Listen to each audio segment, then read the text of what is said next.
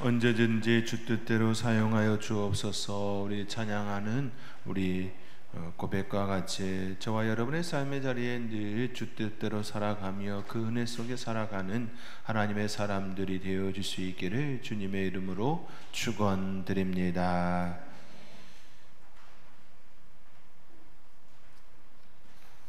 오늘 우리가 읽은 열왕기상 6장의 말씀은 솔로몬이 성전 건축으로 시작하는 장면을 전해 줍니다. 솔로몬의 성전 건축에 대한 내용입니다. 근데 성경은 그저 성전을 짓기 시작했다라고 하지 아니하고 아주 구체적으로 연도와 달까지 기록하고 있습니다.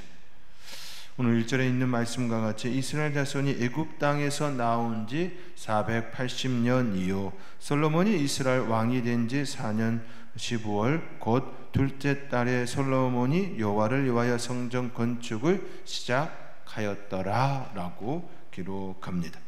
성경은 왜 이처럼 연대와 달을 정확히 언급하고 있을까요? 왜 성경은 이와 같이 기록하고 있을까요? 그것은 성전 건축이 사람의 뜻이 아니라 하나님의 시간표 속에 있음을 알리기 위함입니다. 하나님의 시간표 속에서 이루어진 사건, 하나님의 시간 속에 있는 중심임을 말씀합니다. 성경은 성전 건축의 시작점을 다윗이나 솔로몬의 치세로 계산하지도 않았습니다. 오히려 출애굽한 지 480년이라는 말로 시작을 합니다.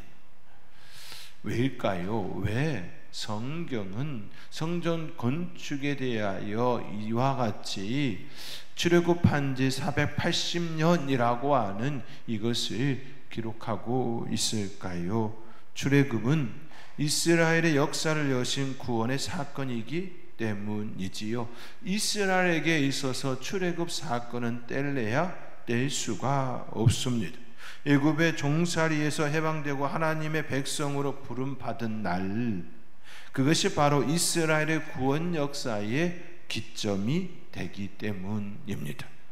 따라서 성경은 정치적 업적이 아니라 솔로몬의 그 업적이 아니라 출애굽으로 시작된 하나님의 구속사가 계속 이어지는 사건이라는 것을 보여줍니다.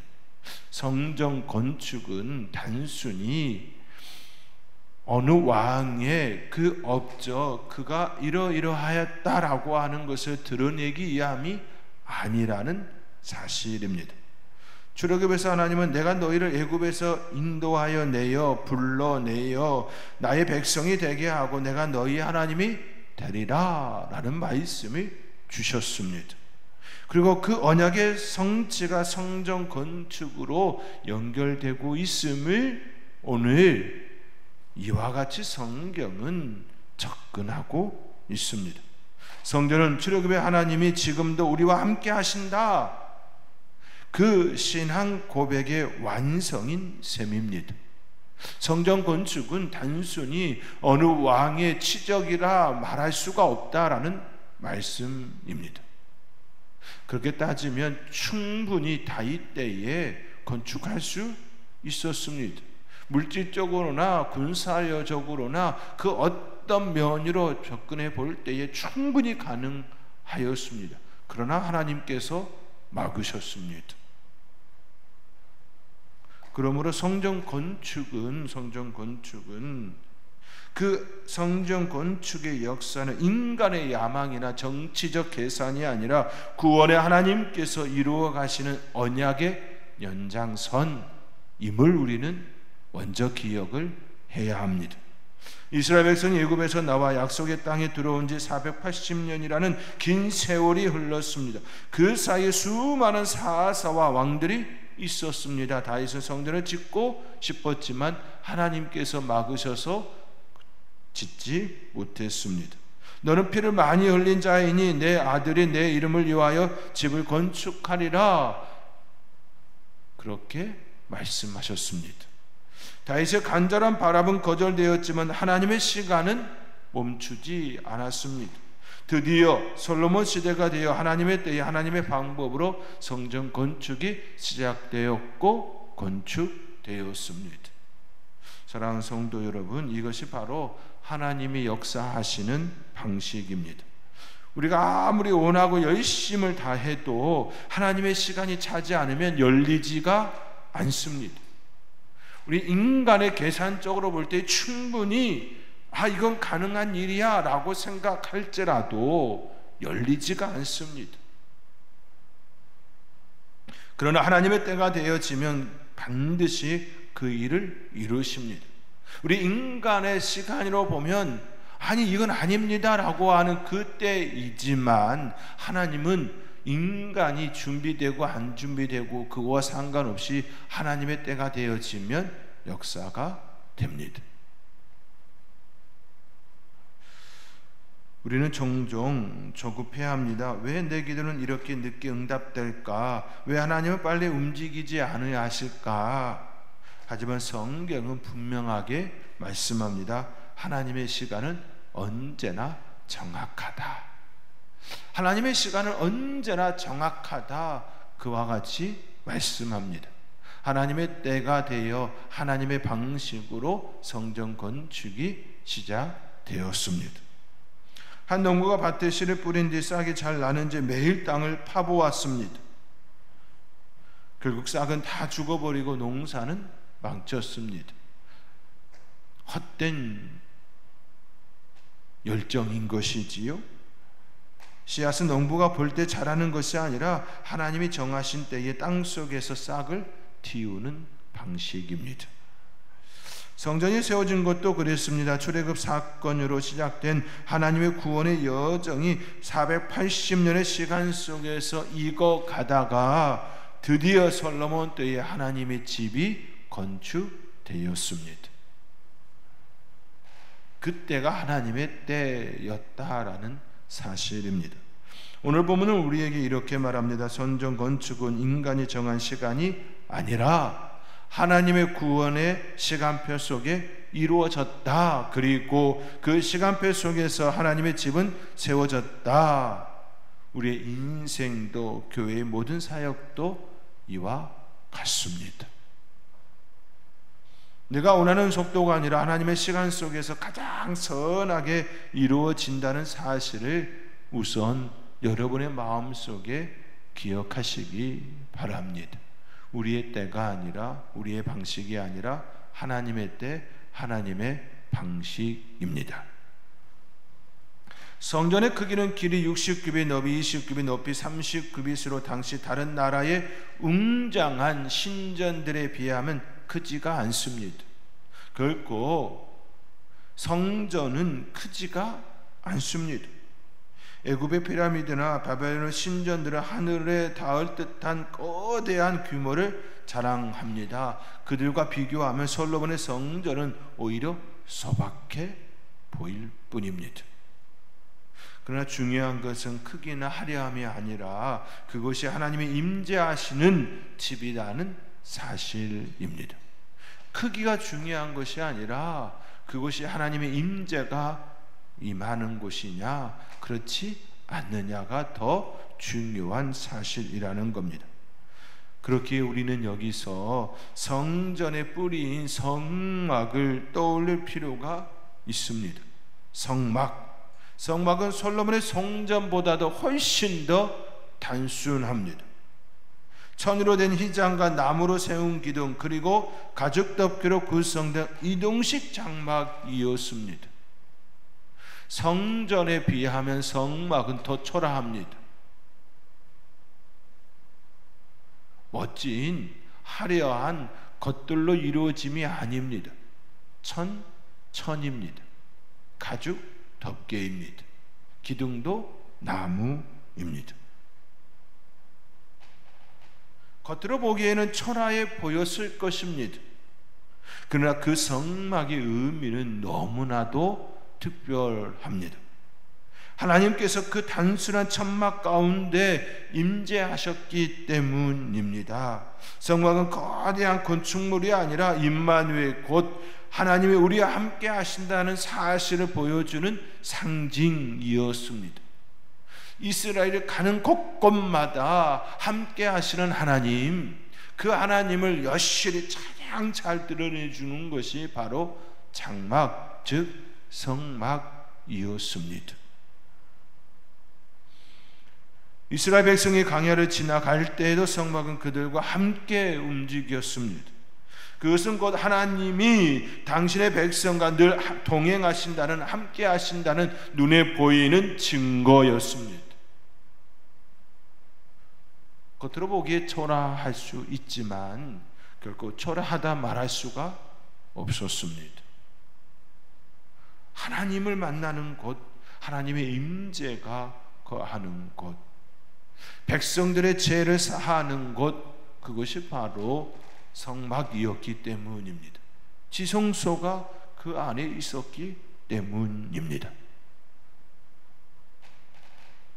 이 점에서 성막과 성전은 세상의 신전들과 본질적으로 달랐습니다.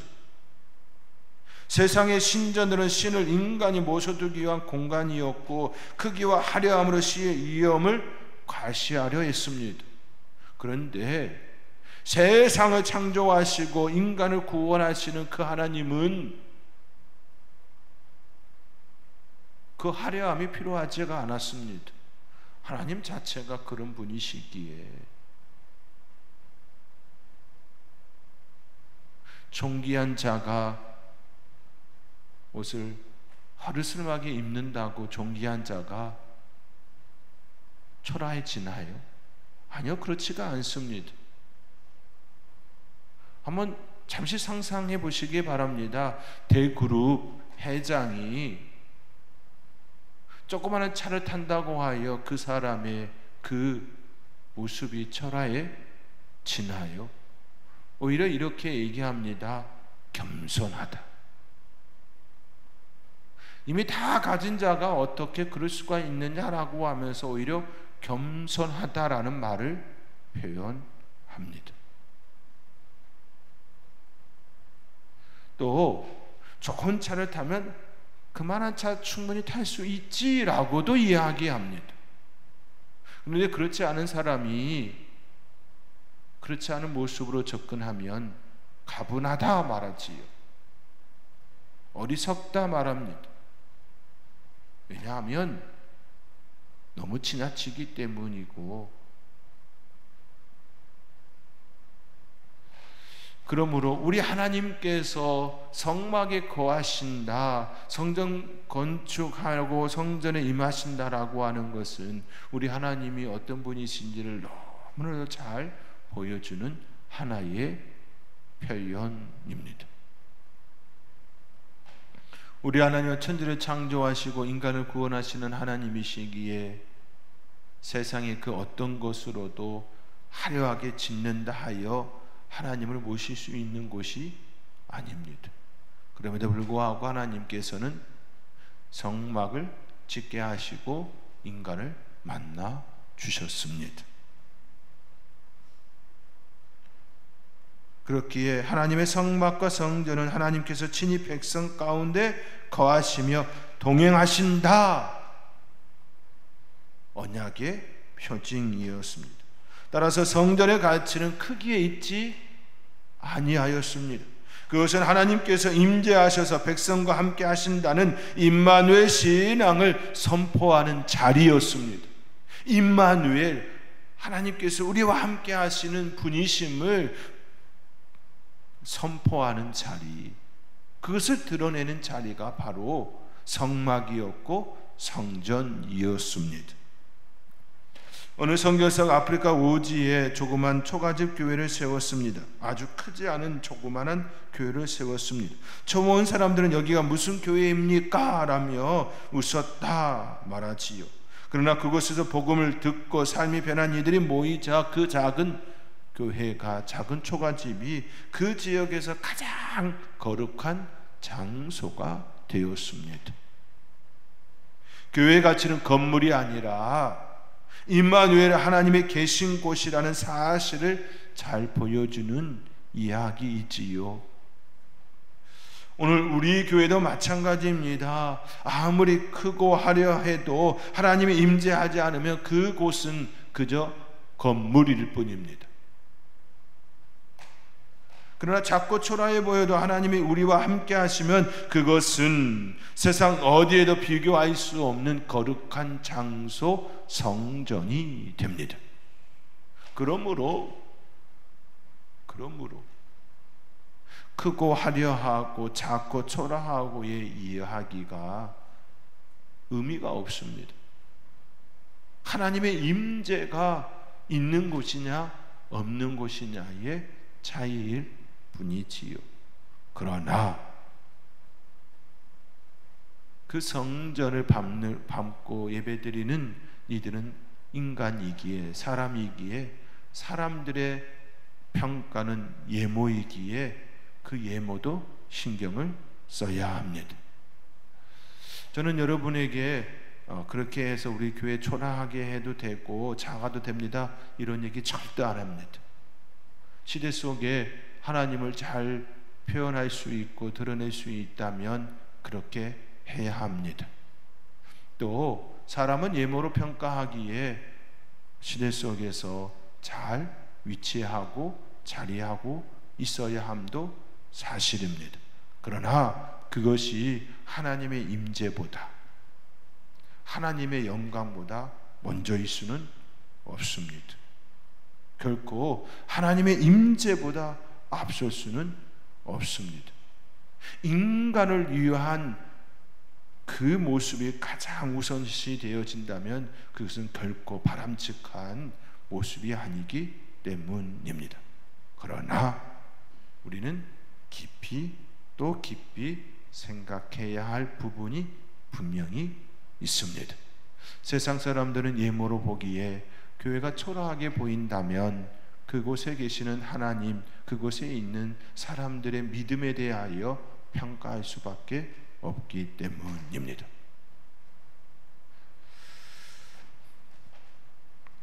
그러므로 참 어렵습니다. 그렇지요? 참 어려운 이야기입니다. 우리의 삶의 자리에 그러므로 긴장적 일치라고 하는 것처럼 균형 잡힌 신앙의 모습을 잘 드러내야 함도 사실입니다. 그러나 우선순위로 접근한다면 하나님의 임재가 우선입니다. 하나님의 임재가 가장 앞에 있어야 합니다. 그리고 그것을 이용하는 사람이 사람이고 또 지나가며 보는 사람들이 사람이기에 화려하지 않아도 그래도 시대 속에서 교회답다, 교회이구나, 잘 가꾸는구나, 그런 이미지는 충분히 줄 수 있어야 합니다. 그런 교회가 될 수 있기를 또 간절히 함께 소망해 봅니다. 오늘 본문은 성전 건축에 관하여 매우 특별한 에피소드를 소개한 부분이 있습니다. 오늘 본문 7절의 말씀입니다. 우리 오늘 본문 7절의 말씀 우리 함께 읽겠습니다. 이 성전은 건축할 때에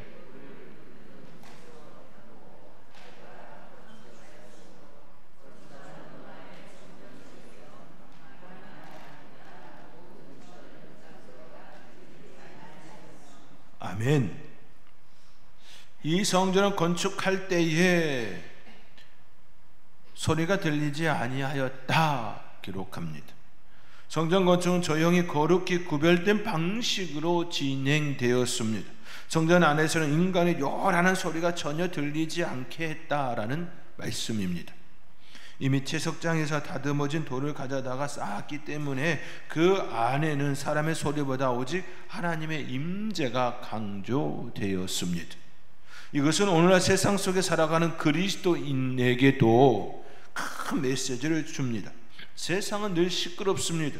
경쟁의 소리, 욕망의 소리, 자랑과 가시의 소리로 가득합니다. 자신의 진한 발자취 그 업적에 대하여 자랑하기에 급급합니다. 그러나 하나님의 성전된 그리스도인은 세상 속에서 구별되어 살아야 합니다. 단순히 세상을 떠나라는 것이 아니라 세상 한가운데서도 세상의 방식이 아닌 하나님의 거룩함으로 살아야 한다라는 말씀입니다. 사도 바울은 고린도전서 6장 19절에 이렇게 말합니다. 너희 몸 너희가 하나님께로부터 받은 바 너희 가운데 계신 성령의 전인 줄을 알지 못하느냐. 즉 성전이 거룩하게 구별된 것처럼 성도 역시 그리스도인은 성령이 거하시는 거룩한 성전이므로 세상과 구별된 삶을 살아야 한다라고 말씀합니다.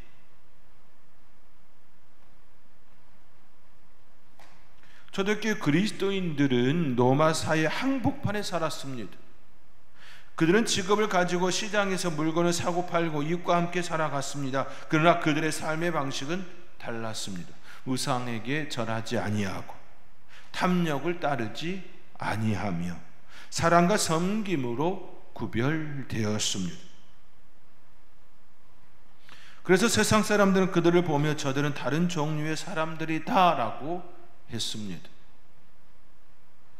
어느 목사님은 과일 가게를 가면 항상 가장 좋은 것을 선택하는 것이 아니라 좋지 않은 것을 선택하셨습니다. 그 이유는 그 주인을 위하여서 본인이 그렇게 살기로 작정하셨기 때문입니다. 늘 그렇게 사가는 그 목사님을 과일 주인이 궁금해 하신 거지요. 그런데 알게 된 거지요. 훗날 참 그렇게 살아내시는 분들도 계십니다. 사랑하는 성도 여러분, 오늘 우리가 세상 속에서 성전된 삶을 산다는 것은 무엇일까요? 사회에서, 학교에서, 가정에서 우리는 세상과 똑같이 경쟁하고 욕심내는 사람들이 아니라 하나님의 거룩을 드러내야 합니다.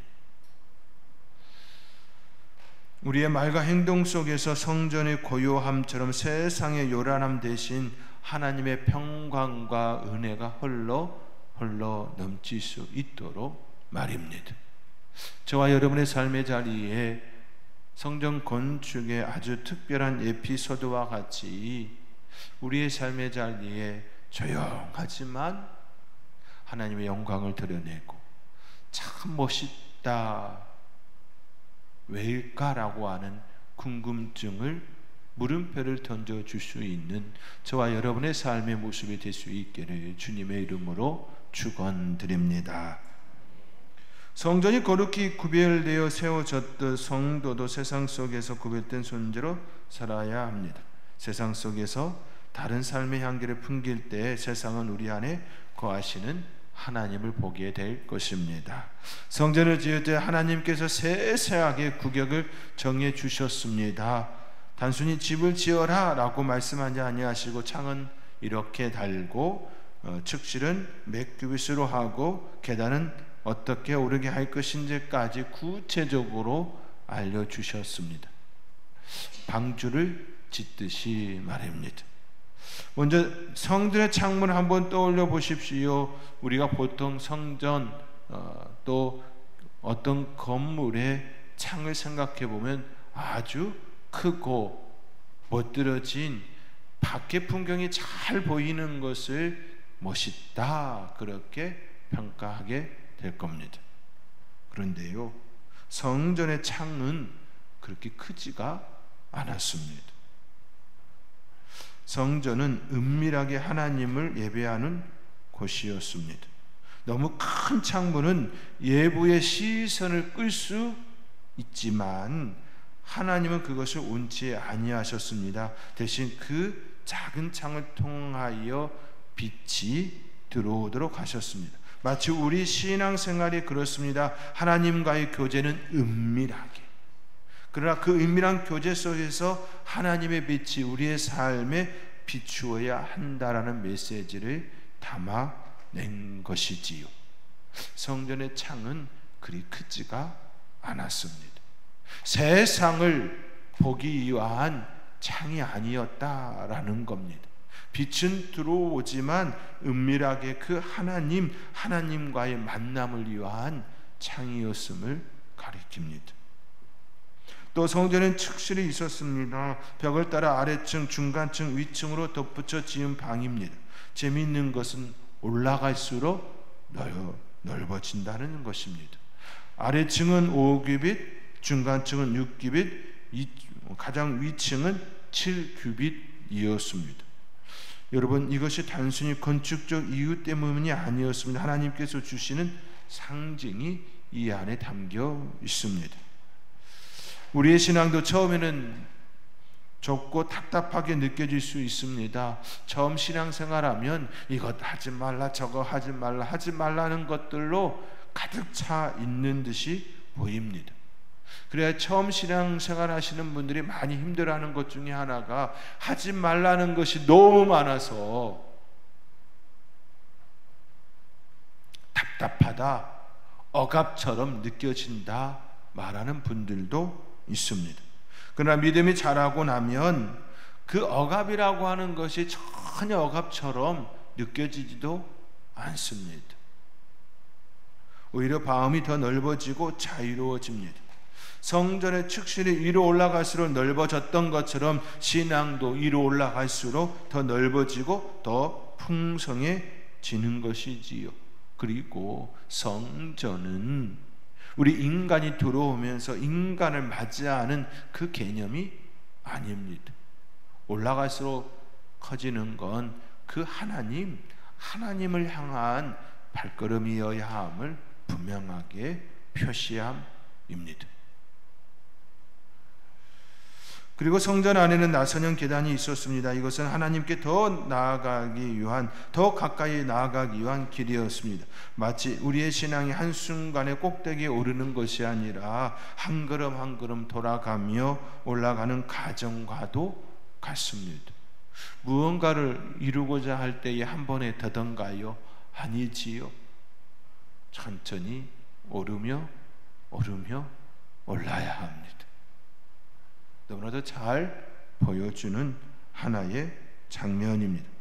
하나님은 우리에게 단숨에 완성을 요구하지 않으셨습니다. 천천히 그러나 꾸준히 위로 올라가도록 인도하십니다.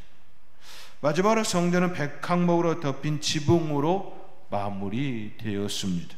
이것은 하나님께서 그분의 집을 덮으시고 보호하신다라는 상징이기도 합니다. 성전, 그러고 보니 참 독특하게 지어졌음을 볼 수가 있습니다. 이 모든 것들의 중심은 결국 하나님과의 만남이라고 하는 그 초점에 되어 있습니다. 올라갈수록 좁아지는 것이 아니라 올라갈수록 넓어지는 형태라는 것을 우리는 특별히 더 기억해야 합니다. 그러나 세상의 신전들은 그렇지가 않습니다. 하나를 예를 들면 이렇습니다. 캄보디아의 그 앙코르와트에 가면 이제 신전이 있는데 가장 꼭대기에 또 신이 있다 하여 그곳에 오르게 하는데, 우리 인간은 그 곳에 오를 때에 걸어서서 만날 수 없다라는 개념으로 이 계단이 아주 두 발로 걸을 수 없을 정도로 가파르게 되어 있습니다. 그래서 그 손으로 짚고 발로 기어 올라가듯이 올라가는 형태가 되어 있습니다. 실제로 그 올라가다가 너무 가팔라서 떨어져 죽은 이들도 있었습니다. 신을 만난다라는 것이 이렇게 어렵다라는 것을 드러내기 위하여서 그렇게 건축했다라는 것이지요. 그러나 오늘 성전의 모습을 볼 때에 전혀 다릅니다. 올라갈수록 더 5규빗, 6규빗, 7규빗이었습니다. 우리 하나님은 그런 하나님이십니다. 얼마나 감사한 일입니까? 하나님을 만나는 것이 좁아지고 어려워지고 더 괴롭히는 그런 구조가 아니라는 사실입니다. 그렇지 않습니까? 신앙생활이 깊어지면 깊어질수록 하나님과의 그 만남으로 인하여 우리가 더 풍성함을 누리게 하시는 것처럼, 하나님께 더 가까이 가면 더 풍성함을 주시기를 원하시는 것처럼 우리 하나님의 성전도 그렇게 짓도록 하셨다라는 말씀입니다. 하나님의 은혜 속에 성전의 그 모습들과 같이 우리의 모습이 그런 모습 되어질 수 있기를 주님의 이름으로 축원드립니다. 기도하겠습니다. 사랑의 하나님, 우리의 삶의 자리에 올라갈수록 더 커지는 것처럼 우리의 신앙도 위로 올라갈수록, 시간이 더해질수록 더 커지고 더 커지는 그런 하나님과의 만남의 깊이와 넓이와 크기가 더 커지는 그 모습 되어지기를 원합니다. 하나님, 세상을 보는 창이 커지는 것이 아니라 하나님께 집중되어지는 하나님의 빛을 받는 저희들 되기를 원합니다. 하나님,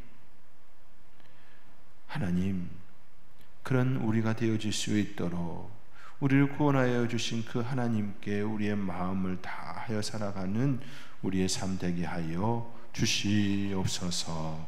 이 모든 것 감사하옵고 예수님의 이름으로 기도하옵나이다. 아멘.